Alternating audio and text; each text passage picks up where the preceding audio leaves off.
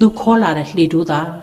အဲ့တော့ကျမအမေကအောက်နာပေါ့တော်ကလည်းတော့ကိုကမှရေထဲမိုးတဲ့လုတ်ကင်စားတော့ရတဲ့ဘဝတွေကိုဘယ်နဲ့ကြောင့်ဒီလူကြီးကိုလှေပေါ်တင်းခေါ်လာရတာတော့ကျမအဖေကတခွန်းပဲပြောပါတယ်ရှင်မရဲ့တို့ဆင်းရဲတယ်ဆိုတာတဲ့ तू ကပိုးဆင်းရဲရှာလို့ခေါ်လာတာပါကွယ်ပြောတဲ့အခါမှာကျမအဖေကမေကလည်းဘာမှမပြောတော့ပါဘူးအဲ့ဒီလူကြီးရဲ့နာမည်ကဦးတန်ခဲတဲ့ကျမတို့ကတော့ဘိုးတန်ခဲလို့ခေါ်တာပေါ့ကျမတို့လေကြီးပေါ်မှာရောက်လာတဲ့အချိန်ကစပြီးတော့ဘိုးတန်ခဲကြီးဟာကျုံကြီးတယောက်လိုပါပဲထမ်းစရာရှိတော့လဲသူပိုးစရာရှိတော့လဲသူထင်းပေါက်စရာရှိတော့လဲသူကုန်းတင်စရာရှိတော့လဲသူရေပတ်စရာရှိတော့လဲသူအားလုံးတိမ်ကြုံလို့တော့ကျမအမေကတော့အားနာလာရကိုတန်ခဲရဲ့နားပါအောင်တော့ရော့ထညက်ကလေးနဲ့ရင်နွေးချမ်းလေးနဲ့တောက်လိုက်ပါအောင်ဘုဒ္ဓငယ်ရမနာမနေလို့ကျမတို့ကကြောင်းပိတ်လို့လှေပေါ်ကိုလိုက်သွားပြီဆိုလို့ရှိရင်အင်မတန်ပြောတာဦးဘုဒ္ဓငယ်ရကျမတို့ထမင်းလဲခူးကျွေးတယ်ကျမတို့ရေစိတ်ကရွှတ်နေခူးပြီးအယုတ်ကလေးတွေလှုပ်ပြီးပေးတယ်လှေစားနေတဲ့အချိန်မှာဆိုရင်သူ့အမြဲတမ်းစလွယ်တိုက်ထားတဲ့ရေစနုပ်ပစိုးကြီးကိုလိတ်လိတ်ပြီးဆင်ကြီးလှုပ်ကျမတို့ကသူ့ကြောပေါ်ကိုခွစီဝူးဝူးနဲ့ဟာဒီလိုလှေလေးကျမ်းမြေလေးပေါ်မှာကျမတို့မောင်နှမတွေကိုသူကထိန်းခဲ့တာပေါ့သွေးမတော်သားမဆက်နဲ့ကျမတို့မိသားစုကိုလှုပ်ကြွေးခဲ့ကျမအဖေကအမြဲတမ်းဘုဒ္ဓငယ်နဲ့ပတ်သက်ပြီးပေးတဲ့မှတ်ချက်ရှိကိုတန်ငယ်ကြီးရတဲ့တကယ်ကြုံကောင်းကြီးတယောက်ကငါသမီးရဲ့အဖေသူ့ကိုချိုးနေပြီးပြောတာမဟုတ်ဘူးသူဟာဘဝကိုဘလောက်ပဲမြင့်တင်ပေးပေးတုံးအောက်ကဖားများလို့တုံးပေါ်ကိုတင်လို့မရတုံးအောက်ပြန်ဝင်တာပဲသူဟာကြုံကောင်းကြီးတယောက်ပဲမြင့်နဲ့ထင်းတဲ့မိုးကောင်းကင်ကိုတောင်ရောင်လို့မော့ကြည့်တဲ့သူမဟုတ်ဘူးဒါအဖေရဲ့မှတ်ချက်နော်ကျမနဲ့ဘိုးတန်ငယ်ကြီးမှာမမေ့နိုင်တဲ့အဖြစ်ပြက်လေးတစ်ခုရှိခဲ့မှုပါတယ်ကျမတတ္တရာတန်းတော့9နှစ်10နှစ်သမီးတို့တတ္တရာတန်းတော့ကျမတို့လှေကြီးလွန်းတင်ထားတာမန္တလေးတစ်ဖက်ကတောင်ပြင်မှာလှေလွန်းတင်တယ်ဆိုတာလှေကိုပြုတ်ပြင်ဖာထေးတာပေါ့ကားများဝက်ရှော့ထိုးသလိုပေါ့နော်အဲ့ဒီလှေလွန်းတင်ထားတဲ့အချိန်ခါမှာအရှိဘက်ဂေါဝိန်စိတ်ကအငိမ်ပွဲကဆိုင်နာဘုံတန်တွေကဒီမြစ်ကိုရှက်တိုက်ပြီးတော့ပြေးလာကျမတို့စီကိုရောက်လာတာမိယောင်တွေကလည်းလင်းထိန်နေတော့ကျမကလေးပြီးပွဲကြည့်ချင်တော့ကျမအမေကိုပူစားတာပေါ့အမေပွဲလိုက်ပြပါပွဲလိုက်ပြပါကျမတကြီးကြီးနဲ့ထိုးနေတော့ကျမအမေကဝချမ်းများနဲ့ကျမကိုရိုက်တော့ကျမပွဲလည်းမကြည့်ရဘူးအရိုက်လည်းခံရတယ်ဆိုတော့ကျမငိုးယိုပြီးတော့လေးလွန်းတင်ထားတဲ့အောက်ကကွန့်ပစ်ကလေးပေါ်မှာသွားအိတ်လိုက်တာကျမအိတ်ပျော်သွားတစုံတစ်ယောက်ကကျမကိုလာပုတ်နှိုးတာကိုကျမတိလိုက်တော့မျိုးလုံးဖွင့်ကြည့်လိုက်အဲ့ဒါဘာတူလဲဆိုတော့ဘိုးတန်ခဲကြီးပေါ့ကျမကိုသူ့နှကန်းကိုလက်ညှိုးနဲ့ကန်လက်ဖြတ်ပြီးအတန်မထွက်နဲ့နော်ကျမလည်းတိလိုက်ပါတယ်သားလေးငုတ်တို့ထိုင်ပြီးဘိုးတန်ခဲကြီးခေါ်ရနောက်ကိုကျမလိုက်ခဲ့အဲ့ဒီတောင်မြန်မာခြီထားတဲ့လက်လော်လှေကလေးပေါ်ကိုကျမကိုတင်းဘိုးတန်ခဲကြီးကနောက်ကလှေလော်ပြီးအရှိဘက်ဂေါဝိန်စိတ်ကန်းကအငိတ်ကိုကျမကိုလိုက်ပြတာပေါ့ဟိုရောက်တော့သူ့ခါးကြားထဲမှာလိတ်ထားတဲ့သူ့ရဲ့လှေဒိုးကပတ်စံလေးတစ်မှတ်ကိုကျမကိုမုံနေဝယ်ကျွေးတယ်မိုးပြန်ဘူပေါင်းလေးတစ်လုံးကျမဝယ်ပေးပြီးကျမလက်ထဲကိုထည့်ပေးထားကျမခလေးဆိုတော့မမြင်ရတော့သူ့ခုတ်ပေါ်ကိုကျမကိုတင်းပြီးတော့ပွဲပြခဲ့ကျတော့ကျမခလေးပြီးအိပ်ပျော်သွားတာပေါ့အိပ်ပျော်သွားတော့သူဆလွယ်တိုင်းထားတဲ့ပစိုးရေစနုပ်ကလေးကိုခင်းပြီးတော့ကျမကိုအဲ့ဒီပေါ်မှာတိတ်ထားကျမအတန်ဖလာနေကြတော့လန့်လို့သွားကျမနိုးတဲ့အချိန်မှာကျမလုံးယုံဘက်ကိုပြန်ရောက်နေပြီကျမအဖေရဲ့အတန်ကျမကြားလိုက်ရပြီခမများတော်တော်စဉ်းစားညံနေတဲ့လူပဲကျတို့ဘလောက်တောင်စိတ်ပူနေမလဲခမများမတွေးမိဘူးလားသူ့အမေဆိုရင်တက်သွားလို့သူရိုက်မိလို့သူသမီးလေးရေးတဲ့ဆင်းသေးပါတယ်ဆိုပြီးတော့နောက်မှဟောဒီလေလေးပျောက်တာရဲ့ခမည်းပျောက်တာရဲ့စဉ်းစားမိပြီးလိုက်ခေါ်မှပွဲကင်းထဲမှာတွေ့တာခမည်းတော်တော်စဉ်းစားညာနေတဲ့လူကျမဖေကဒေါသနဲ့ဆက်ဆက်တုံးဘိုးတန်ငယ်ကြီးကိုလက်သီးနဲ့ထိုးချလိုက်ဘိုးတန်ငယ်ကြီးဟာနောက်ကိုတစ်ချက်ရိုင်သွားတာပြန်ပြီးတော့ရှေ့မောင်မျက်နှာထက်ခံတယ်ထိုးပြီးခံလိုက်တယ်နောက်တစ်ချက်ထိုးပါဦးများကျမဖေကလည်းတစ်ချက်သေးပဲထိုးလိုက်တာနော်စိတ်ထွက်နေမနေ့လေးတော့ဘိုးတန်ငယ်ရဲ့မျက်နှာကြီးကတချမ်းကြီးညို့လို့ဒါပေမဲ့ဘိုးတန်ငယ်အပြုံးမပြတ်ဘူး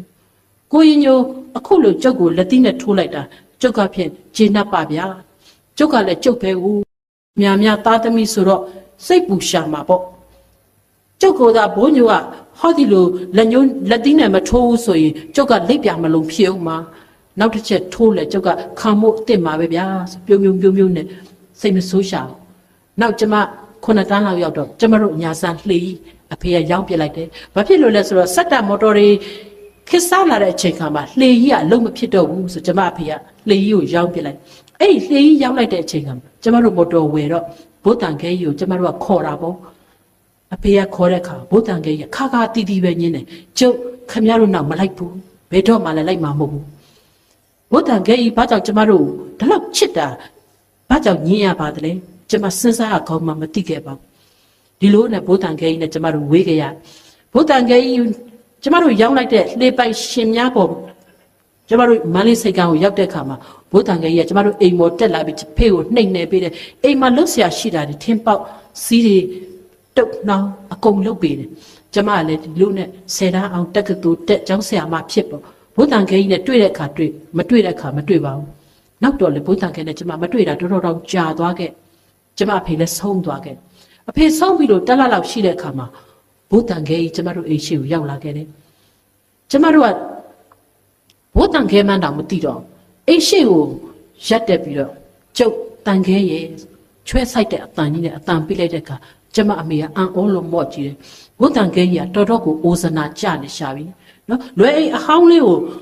ခွင်းလေးခတ်ပြီးလက်ကောက်ဝက်မှာဆွတ်လို့သူ့ပိုင်နာအဲ့ဒီလွယ်လေးတစ်လုံးပဲ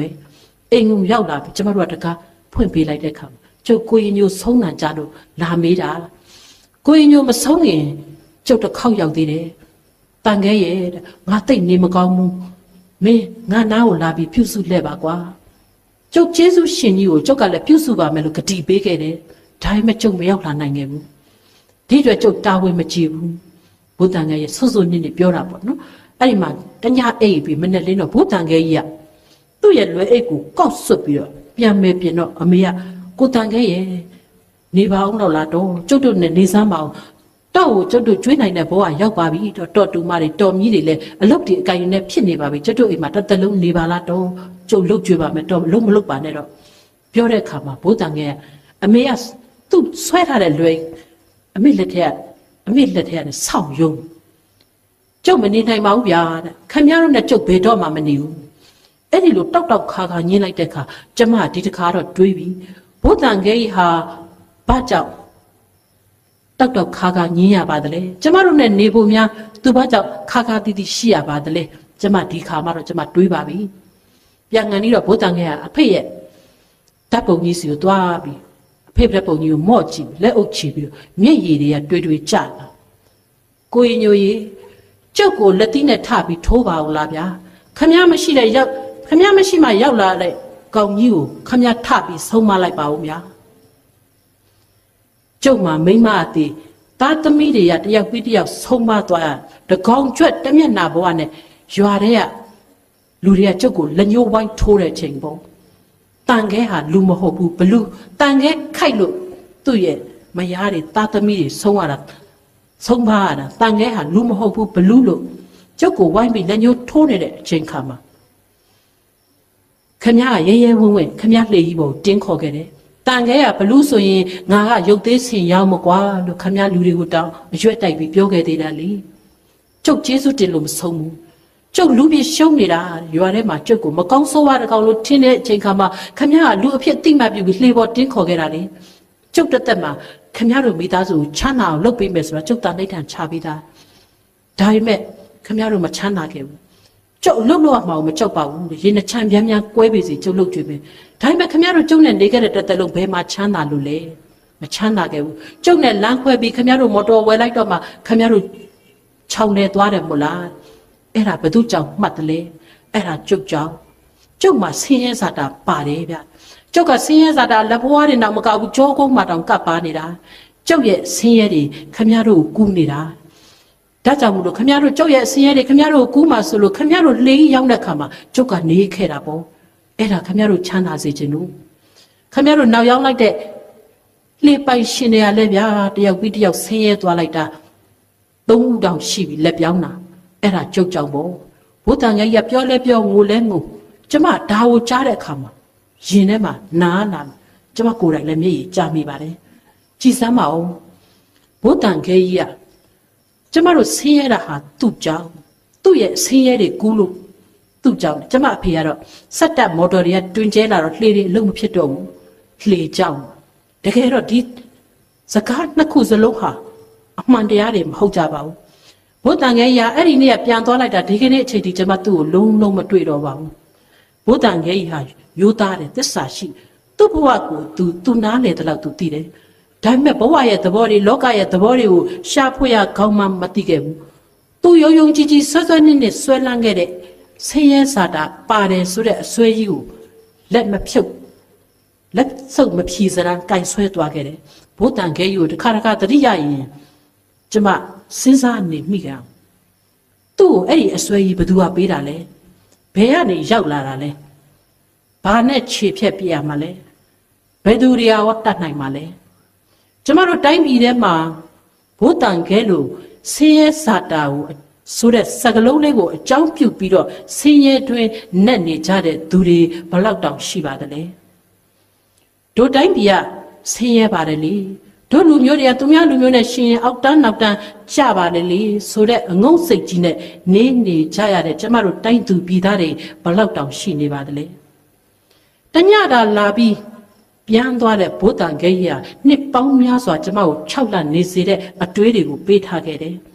အဲ့ဒီအစွဲကြီးကိုဝင်တော့ဝင်ပိုးကြီးလို့တလုံးလွယ်သွားရတဲ့ဘုဒ္ဓံဂိဤတဲ့နာကြီးလို့ရှင်နဲ့အမျှတလုံးလွယ်သွားခဲ့ရတဲ့ဘုဒ္ဓံဂိကြီးကတော့လှေကြီးပေါ်မှာပဲတိမ်ငယ်စွာနဲ့ဘဝကုန်ခဲ့ရတဲ့လားရှင်ဆင်းရဲခြင်းဟာကုသနာလားဆင်းရဲခြင်းဟာကဘာနာလားဆင်းရဲတဲ့ဆိုတာမှာဇာတာရှိပါသလားကျမတို့လူမျိုးတွေအဲ့ဒီလိုအငုံစိတ်တွေနဲ့နေရတဲ့ကျမတို့နိုင်ငံကျမတို့လူမျိုးတွေဒီဘဝလွတ်မြောက်အောင်ဘယ်လိုပုဂ္ဂိုလ်ဘယ်လိုအဖွဲ့အစည်းတွေမှာတာဝန်ရှိပါသလဲပရိသတ်ကြီးစဉ်းစားတော်မူကြပါကုန်ကျမတို့တွေဟာဘုရားရှင်ထံမှာဆုတောင်းတတ်ကြတယ်စိတ်ဆင်းရဲခြင်းကိုယ်ဆင်းရဲခြင်းမှကင်းလွတ်ငြိမ်းတည်ဖြစ်၍ဆုတောင်းနေုံနဲ့ပြည့်ရောတယ်လားဆုတောင်းနေုံနဲ့ကျမတို့မပြီးတော့ပါဘူးနော်ပထမဆုံးကျမတို့လုပ်ရမယ့်အလုပ်ကကိုယုံကြည်မှုတိဆောက်ဖို့ပါပဲကိုကျမတို့ယုံကြည်ရလိမ့်မယ်ယုံကြည်မှုနဲ့အတူစိတ်ဓာတ်နဲ့ယုံထားမယ့်အချိန်ရောက်နေပါပြီပညာနဲ့ယုံထားမယ့်အချိန်ရောက်နေပါပြီပညာဆိုတဲ့နေရာမှာကျမတို့ကစာရေးဆရာတွေဆိုတော့စာဖတ်ဖို့အများအားတိုက်တွန်းပါတယ်တမယိုးကြမဟုတ်ပါဘူးစာမဖတ်တော့ဘာဖြစ်တယ်လဲစာမဖတ်တော့ဘာမှမသိရဘူးပေါ့ဘာမှမသိရတော့ဘာဖြစ်လဲသွားတာပေါ့လူအာကြီးတွေဖြစ်သွားတာပေါ့အဲ့ဒီသွားတဲ့လူအာကြီးတွေကိုပို့ပြီးအနိုင်ကျင့်လို့ကောင်းပါတယ်